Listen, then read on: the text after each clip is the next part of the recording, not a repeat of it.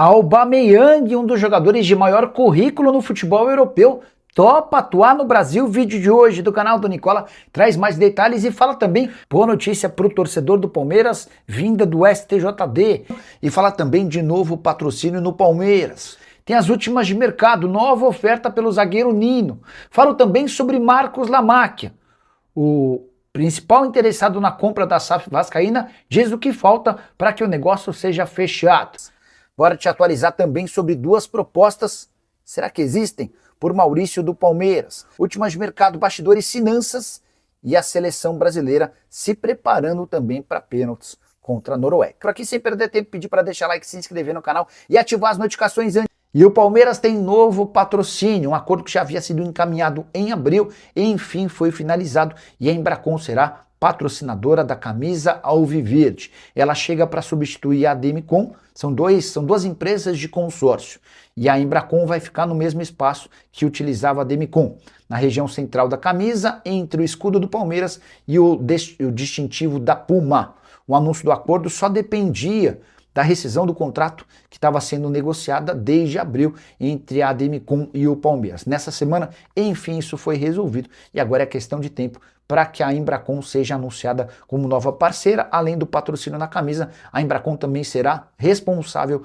pelo consórcio do Palmeiras. Tem outra informação em relação ao Verdão, a Mercado Livre, ou Mercado Livre no caso, uma das principais empresas de comercialização na internet, tem tratativas com o Palmeiras. As coisas foram estagnadas, freadas durante a Copa do Mundo, mas devem ser retomadas para que o Mercado Livre se torne anunciante no Palmeiras, possivelmente na camisa. Verdão em busca de novas receitas para tentar não perder distância no que diz respeito à grana do Flamengo, seu grande concorrente nos últimos anos no Brasil. Curtiu o vídeo? Não esquece de deixar like, de se inscrever no canal. A gente se encontra assim que... E essa história de que Maurício, meio atacante do Palmeiras e da seleção paraguaia, tem propostas da Itália. A primeira especulação que surgiu dava conta de que a Atalanta ofereceu 18 milhões de euros. O Palmeiras teria recusado e a nova oferta é de 20 milhões de euros. A gente está falando de quase 120 milhões de reais. Também surgiu na Itália a informação de que a Fiorentina entrou na disputa pelo jogador que participa da seleção paraguaia. Ele marcou inclusive de pênalti. Um dos gols da vitória na disputa por pênaltis contra a Alemanha. O Paraguai está classificado para as oitavas de final e enfrenta nesse sábado a poderosa seleção francesa. Pois bem, na manhã dessa sexta-feira, pouco antes de gravar esse vídeo, procurei uma fonte do Palmeiras, no departamento de futebol, e perguntei: e aí, o Maurício vai embora? Essa negociação está próxima? A pessoa respondeu que pode até existir alguma conversa entre André Cury, representante do Maurício, e clubes da Itália, mas que pro Palmeiras não chegou proposta oficial, nem da Fiorentina, nem da Atalanta. Ainda perguntei, mas espera aí, estão dizendo que a primeira proposta foi de 18 milhões de euros, que o Palmeiras recusou e chegou uma segunda. Essa pessoa me assegurou que até agora não há propostas oficiais na mão do Palmeiras. Pode até existir alguma negociação entre o André Cury e os clubes italianos, mas sem a participação do Verdão. O Palmeiras aguarda. Se pintar alguma coisa legal, pode até sair negócio. Vale a lembrança de que o Maurício havia sido comprado do Internacional por algo na casa dos 10 milhões de euros. Seria a chance de Verdão dobrar sua receita em relação ao jogador. E Aubameyang, jogador de Gabão, artilheiro por vários grandes clubes do mundo, topa jogar no futebol brasileiro. Pelo menos é o que garantem setoristas do Vasco. Cruz Maltino é o maior interessado no ponta, que pode jogar também como centroavante e tem 37 anos de idade. O Aubameyang tem contrato com o Olympique de Marselha por mais uma temporada. No último ano, 41 jogos, 14 gols e 9 assistências, muito mais como titular do que como reserva. Informação que circula no Rio é de que o Vasco procurou o Aubameyang e ouviu o interesse do atleta em jogar no futebol brasileiro. Antes de aceitar o convite, ele conversou com atletas brasileiros com quem ele já conviveu ao longo da carreira e ouviu ótimas referências sobre o futebol daqui. Alba, que passou com sucesso pelo Borussia Dortmund, com algum destaque pelo Arsenal, com discrição no Barcelona, esteve também no Chelsea e no Al-Qadisiyah.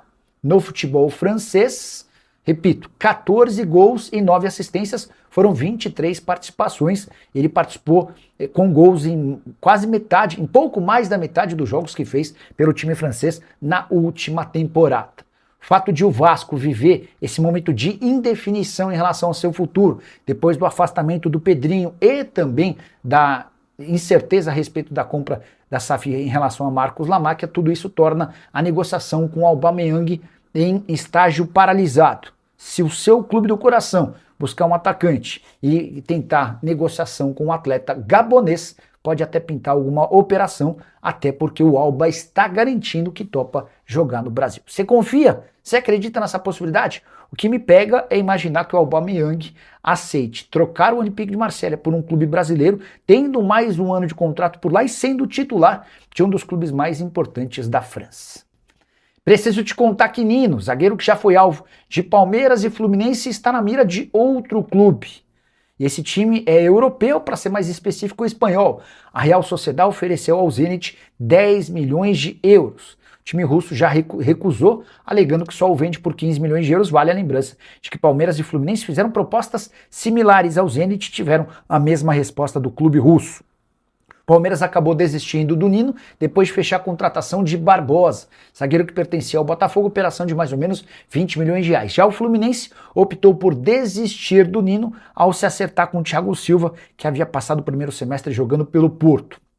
Só para completar, se o Nino de fato for vendido pelo Zenit, o principal alvo para substituí-lo é do futebol brasileiro. Léo Ortiz, que defende o Flamengo, mas essa negociação só vai acontecer se o Nino sair de São Petersburgo. A seleção brasileira, Carlo Ancelotti já tem em mente quais devem ser os batedores da seleção em caso de cobrança de pênaltis contra a Noruega. Só para lembrar, né? No mata-mata da Copa, se o jogo termina empatado, vai para a prorrogação. Novo empate e a decisão termina nos pênaltis. O Ancelotti já havia preparado essa lista para a partida contra o Japão, mas não houve a necessidade, até porque o Brasil venceu no tempo normal por 2-1. O primeiro batedor da seleção brasileira em caso de decisão por pênaltis será Neymar, que na última Copa do Mundo, por opção do Tite, nem sequer bateu. Ele seria o quinto, mas o Brasil acabou sendo eliminado pela Croácia depois de 4 cobranças. E Igor Thiago também deve ganhar oportunidade durante a prorrogação para entrar e bater pênalti. O Igor Thiago marcou 9 gols de pênalti na última edição da Premier League, vestindo a camisa do Brentford. Endrick, Martinelli e Bruno Guimarães estão treinando bem e podem ser as outras 3 opções caso o Brasil vá para a decisão por pênaltis. Vinícius Júnior, que já perdeu alguns pênaltis no Real Madrid, também tem feito uma série de cobranças de pênalti. Tudo para que, se ele estiver à disposição, também seja uma das alternativas. Você acha que o Brasil empata com a Noruega e corre risco de ir para pênalti? Já usa o espaço para comentário para registrar sua opinião. Antes de mudar de assunto, só contar que o Ryan não participou do treino da seleção nessa quinta-feira. A CBF garante que a ausência se deu apenas por conta de um controle de carga. Ele não é problema para o confronto de domingo.